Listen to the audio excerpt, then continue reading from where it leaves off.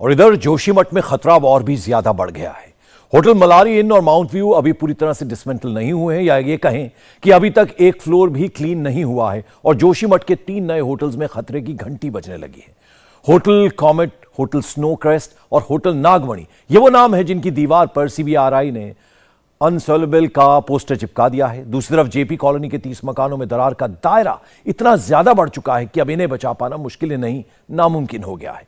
क्या जोशीमठ का अब यही नसीब है? एक बिल्डिंग आज, एक बिल्डिंग कल, और ऐसी ही एक एक दिन करके इमारतें लगातार झुकती जाएंगी। क्या जोशीमठ को शिफ्ट करना ही एक अकेला रास्ता बचा है? जोशीमठ के हालात की एक एक डिटेल दिखाते हैं आपको इस रिपोर्ट में।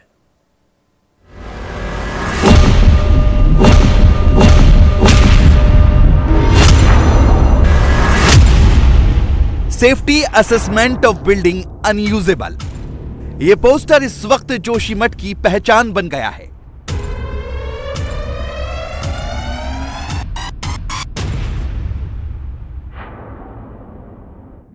हर मकान, दुकान, होटल, सब जगह रेड क्रॉस के साथ बस यही लिखा है।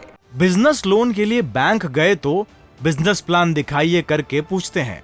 बिजनेस प्लान कैसे करना है, इसे प्रैक्टिकली सीखना है तो फ्रीडम ऐप को अभी डाउनलोड करें। जोशीमठ में दरारों का दायरा बढ़ने लगा है, एक के बाद एक दरो दीवार दरकने लगी है। संकट और भी ज्यादा गहरा हो गया है। होटल माउंट व्यू पर हथौड़ा चल रहा है। होटल मलारी इन में ड्रिल मशीन लगी है। अगला नंबर होटल कामेट और होटल स्नो क्रेस्ट का है, और अब होटल नागमणि में भी दरारें आ गई हैं। ये तो सिर्फ उन चुनिंदा होटल्स के नाम हैं जो जोशीमठ के वजूद के लिए खतरा बन चुके हैं, लेकिन समस्या इससे कहीं ज्यादा बड़ी और विकराल हो चुकी है। जोशीमठ में 849 मकानों में दरारें हैं। पूरी जेपी कॉलोनी दरार की चपेट में आ गई है। होटल्स के बाद इस कॉलोनी में भी घरों को गिराया जाएगा। जेपी कॉलोनी के निरीक्षण के बाद पाया गया है कि इसे काफी नुकसान पहुंचा है और अब इस कॉलोनी की मरम्मत नहीं की जा सकती है। कॉलोनी में 30 से ज्यादा घर हैं जिनमें दरारें आ गई हैं और ये दरारें बढ़ती ही जा रही हैं।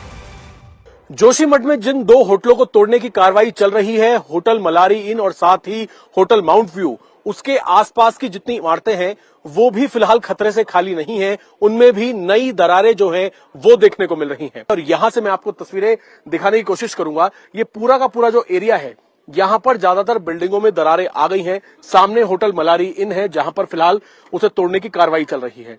उसके आगे ये जो आप पूरा का पूरा यहां से नीचे की तरफ जाता हुआ हिस्सा देख रहे हैं, यहां पर कई ऐसे होटल हैं, चाहे वो होटल हम नागमणि की बात करें या फिर होटल नागमणि के सामने होटल स्नो क्रेस्ट जो है, उसके बगल वाला होटल जो है, वो दोनों ही एक दूसरे के ऊपर झुक गए हैं और इन सभी इमारतों में दरारें आ गई हैं। और प्रशासन के लिए खतरे की बात यह है कि 1-2 होटल नहीं बल्कि ज्यादातर यहां की जो इमारतें हैं वो सब फिलहाल खतरे से खाली नहीं है, क्योंकि इनमें बड़ी बड़ी जो दरारें हैं वो देखने को मिल रही हैं। इस वक्त जोशीमठ के लिए सबसे बड़ा खतरा अब बारिश का है। अभी मौसम सामान्य है। 2 दिन बाद जोशीमठ में बादल छाने की संभावना है, लेकिन अगर मौसम थोड़ा भी बिगड़ा तो जोशीमठ का नक्शा बिगड़ने से कोई नहीं रोक सकता। इसलिए जितनी जल्दी हो सके जोशीमठ के लिए खतरा बन चुके होटल्स को गिराने का काम किया जा रहा है। ये प्रोसेस टाइम टेकिंग इसलिए भी है क्योंकि इन होटल्स को सीधे ब्लास्ट करके या फिर बुलडोजर की मदद से नहीं गिराया जा सकता, क्योंकि सैकड़ों घर इन होटल्स की जद में है। इसलिए ड्रिल मशीन और हथौड़े से इन होटल्स को धीरे धीरे डिसमेंटल किया जा रहा है और मलबे को हटाने का काम भी उतनी ही तेजी से चल रहा है। जोशीमठ में होटल मलारी इन और साथ ही होटल माउंट व्यू को तोड़ने की कार्रवाई आज भी लगातार चल रही है। एसडीआरएफ, एनडीआरएफ की टीम और यहां पर पुलिस जो है वो यहां पर तैनात है। इस पूरे एरिया में आप देख सकते हैं अब इस सड़क पर जो होटलों का मलबा है वो यहां पर नजर आने लगा है। असल में शुरुआत में जब इस बिल्डिंग को डिसमेंटल करने का प्रोसेस शुरू किया गया तो दोनों ही बिल्डिंगों को एक साथ डिसमेंटल करने की कार्रवाई जो है वो की जा रही है। पहले लूज सामान हटाया गया था और अब आप जैसा तस्वीरों में देख रहे हैं ड्रिल मशीन के जरिए साथ ही हथौड़े चलते हुए भी यहां पर नजर आ रहे हैं। ऊपरी हिस्सा जो है वो ज्यादातर तोड़ा जा चुका है और अब जो नीचे के फ्लोर है उनको तोड़ने की कार्रवाई चल रही है। समय इसलिए लग रहा है क्योंकि इसमें किसी तरह के विस्फोट का इंतजाम विस्फोटक से तोड़ा नहीं जा रहा है, बल्कि मैन्युअली ड्रिल मशीन और हथौड़ों के जरिए दोनों ही बिल्डिंगों को एक साथ तोड़ने की कार्रवाई चल रही है, क्योंकि दोनों की दीवारें एक दूसरे के ऊपर झुक गई थी। टीम्स यहां पर मौजूद हैं और जो मलबा इन होटलों से निकाला जा रहा है तोड़ने की कार्रवाई के साथ, उनको डंपर में भरकर यहां से दूसरी जगह पर ले जाया भी जा रहा है। अब मुश्किल इस बात की आ रही है, इन दो होटलों के अलावा आसपास की जितनी इमारतें आप देख रहे हैं, ये भी पूरी तरीके से सीबीआरआई के जो साइंटिस्ट हैं उन्होंने क्रैक मशीन के जरिए इन सभी बिल्डिंग्स की जांच की और बाहर इन पर पोस्टर लगा दिया है अनयूजेबल, यानी कि अब ये इस्तेमाल लायक नहीं है। आज नहीं तो कल इनको भी तोड़ा जाना है। और इस पूरे एरिया में जहां पर ये दोनों होटल हैं, होटल मलारी इन और साथ ही माउंट व्यू, इसके आसपास ऐसे कुछ और होटल हैं जो इस वक्त खतरनाक स्थिति में आ गए हैं। यहां से 100 मीटर की दूरी पर स्नो क्रेस्ट जो होटल है, उसके ऊपर पीछे वाला होटल जो है वो झुक गया है, यानी कि खतरे की स्थिति में ये पूरा एरिया है। और इसी वजह से इन सभी इमारतों को खाली करा लिया गया है और प्रशासन इन पर लगातार नजर बनाए हुए है। जोशीमठ में इस वक्त सीबीआरआई यानी सेंट्रल बिल्डिंग रिसर्च इंस्टीट्यूट की टीम क्रैक डिवाइस लगाकर बिल्डिंग्स में दरार की स्टडी कर रही है और एनजीआरआई यानी national geophysical research institute Hyderabad की टीम जीपीआर मशीन से होटल साइट के पास जमीन की गहराई की जांच कर रही है। जीपीआर मशीन की सबसे बड़ी खासियत यह है कि यह जमीन में दबी हुई हर चीज का पता लगा लेती है, इसलिए जीपीआर मशीन की मदद से इस बात की जानकारी जुटाई जा रही है जोशीमठ की जमीन के अंदर कहां मेटल, वाटर, सॉलिड पार्ट है और सबसे बड़ी बात किस वजह से जोशीमठ की जमीन लगातार धंसती जा रही है। जोशीमठ में आपदा कैसे आई? जोशीमठ में जमीन कब तक यूं ही धंसती रहेगी? क्या अब कभी जोशीमठ दोबारा आबाद नहीं हो पाएगा? तमाम सवाल हैं जिनके जवाब तलाशने के लिए हर तकनीक का इस्तेमाल किया जा रहा है, लेकिन बढ़ती हुई दरार अब बिखरते हुए जोशीमठ के आगे क्या शासन, क्या प्रशासन सब बेबस नजर आ रहे हैं। जोशीमठ में हर ढलते दिन के साथ safety assessment of building unusable वाले पोस्टर की तादाद बढ़ती जा रही है। कल हमने आपको होटल कामेट और होटल स्नो क्रेस्ट की ग्राउंड रियलिटी दिखाई थी। आज नंबर होटल नागमणि का है, क्योंकि आज जोशीमठ के एक और होटल को अनयूजेबल घोषित कर उसके ऊपर लाल निशान लगा दिया गया है। होटल नागमणि की नींव और दीवारों में बड़ी बड़ी दरारें आ चुकी हैं। अब इसके अंदर जाना भी खतरे से खाली नहीं है। अगर ये होटल खुद गिरा तो होटल कामेट और होटल स्नो क्रेस्ट के साथ दर्जनों मकान सीधे तौर पर इसकी चपेट में आ जाएंगे। आज इंडिया टीवी संवाददाता अभय पाराशर ने हर एंगल से इस होटल को कवर किया। होटल नागमणि है, जो कि एक होम स्टे है। बाहर से आपको देखने में ये बिल्डिंग ठीक लग रही होगी, लेकिन अंदर की तस्वीरें अगर मैं आपको दिखाऊंगा तो इस बिल्डिंग के अंदर भी पूरी तरीके से दरारें पड़ गई हैं। यहाँ पर जो आप देख रहे हैं, इसका जो ये लेंटर है, ये यहाँ पर पूरी तरीके से क्रैक्स पड़ गए हैं, दरारें पड़ गई हैं और नई दरारें हम आपको दिखा रहे हैं। होटल स्नो क्रेस्ट के सामने वाला होटल है होटल नागमणि। ये देखिए, अंदर जहां तक आपकी नजर जाएगी पूरी दीवारें जो है वो चटकी हुई हैं और ऊपर से लेंटर कभी भी गिर सकता है। इस तरह की कंडीशन होटल नागमणि जो है इसकी भी हो रखी है। अब हम आपको अंदर की तस्वीरें यहां पर दिखाने की कोशिश करेंगे। ऊपर जाकर, ऊपर ये जो होटल है अंदर से पूरी तरीके से चटक गया है, किसी भी वक्त गिर सकता है। और ये जो नई दरारें इन जोशीमठ के होटलों के आसपास देखी जा रही हैं, ये कहीं ना कहीं प्रशासन के लिए भी एक चिंता की बात लगातार बनी हुई है।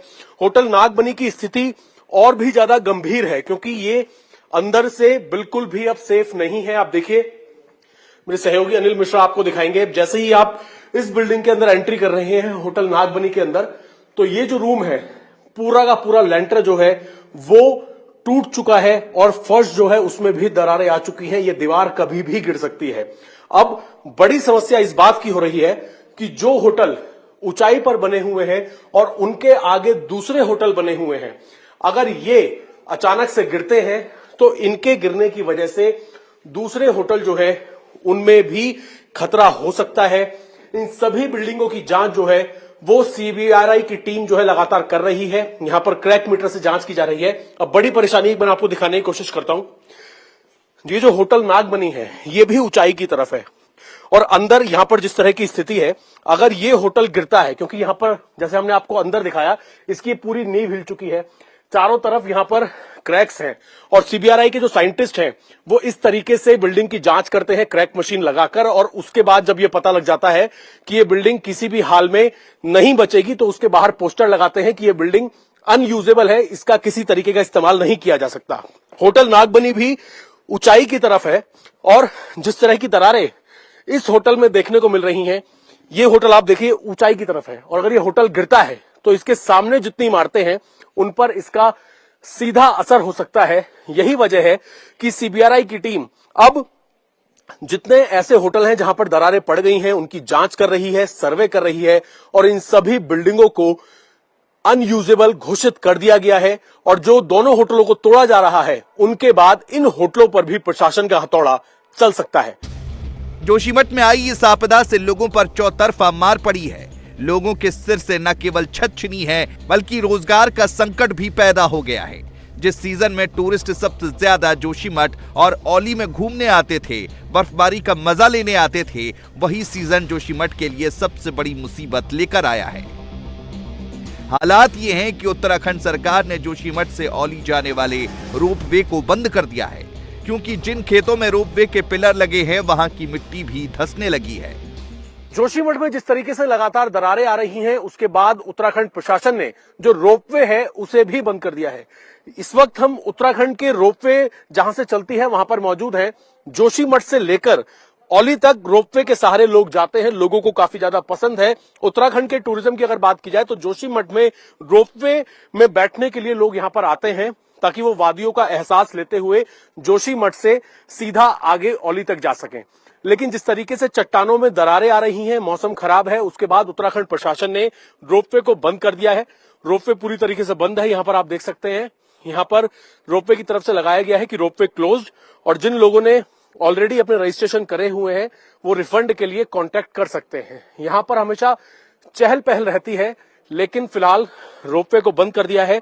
हम आपको ऊपर जाकर दिखाने की कोशिश करेंगे जहां से जो यात्री हैं वो रोपवे के जरिए जोशीमठ से औली की तरफ जाते हैं, वहां पर चलेंगे और वहां पर दिखाएंगे कि किस तरीके के हालात रोपवे के फिलहाल हो रखे हैं। धरती खिसक रही है, धस रही है। उसके बाद जोशीमठ औली रोपवे को भी प्रशासन ने बंद कर दिया है और इसे बंद करने की वजह हम आपको दिखाना चाह रहे हैं। इस वक्त हम जोशीमठ के रोपवे का जो प्राइमिसेस है वहीं पर मौजूद हैं और ये देखिए, जो रोपवे का जहां पर हिस्सा है उसी खेत में पूरी तरीके से यहां पर बड़ी बड़ी दरारें आ रखी हैं। ये जो मिट्टी का पहाड़ है ये आपस में खिसक के यहां पर दरारें आ गई हैं। बिजनेस लोन के लिए बैंक गए तो बिजनेस प्लान दिखाइए करके पूछते हैं। बिजनेस प्लान कैसे करना है, इसे प्रैक्टिकली सीखना है तो फ्रीडम ऐप को अभी डाउनलोड करें। और इसी वजह से पीछे जो आप देख रहे हैं जोशीमठ औली रोपवे, इसके काम को प्रशासन ने पूरी तरीके से बंद करवा दिया है। जब तक स्थिति ठीक नहीं हो जाती तब तक यहां पर जो रोपवे का काम है वो शुरू नहीं किया जाएगा। ये एक बार मैं तस्वीरें दिखाऊं, मेरे सहयोगी अनिल मिश्रा आपको दिखाएंगे। ये रोपवे जो है यहीं से शुरू होती है, लोग टिकट लेके यहां पर आते हैं और इन तारों के जरिए रोपवे होते हुए सीधा औली की तरफ जाती है। फिलहाल इसे पूरी तरीके से बंद कर दिया है क्योंकि जहां पर रोपवे का काम है, जहां पर पर्यटक आकर बैठते हैं, उसी के पास जो स्टार्टिंग पॉइंट में जो खेत है उसमें इतनी बड़ी बड़ी दरारें आ गई हैं कि रोपवे चलाना फिलहाल खतरे से खाली नहीं हो सकता। इसी वजह से रोपवे का काम बंद कर दिया गया है। जोशीमठ के लिए फिलहाल राहत की बात यह है कि जिस जेपी कॉलोनी में पानी 10 लीटर प्रति सेकंड की रफ्तार से निकल रहा था, अब उसकी रफ्तार 2% से भी कम हो गई है। इसे देखते हुए एक्सपर्ट्स का मानना है कि जल्द जोशीमठ की जमीन में हो रहे धंसाव में ठहराव आ सकता है। अगर ऐसा होता है तो ये आपदा से लड़ रहे जोशीमठ के लिए एक अच्छी खबर साबित हो सकती है। इंडिया टीवी हर वक्त हर जगह डाउनलोड करने के लिए सर्च करें India TV news Google play store या ऐप स्टोर पर।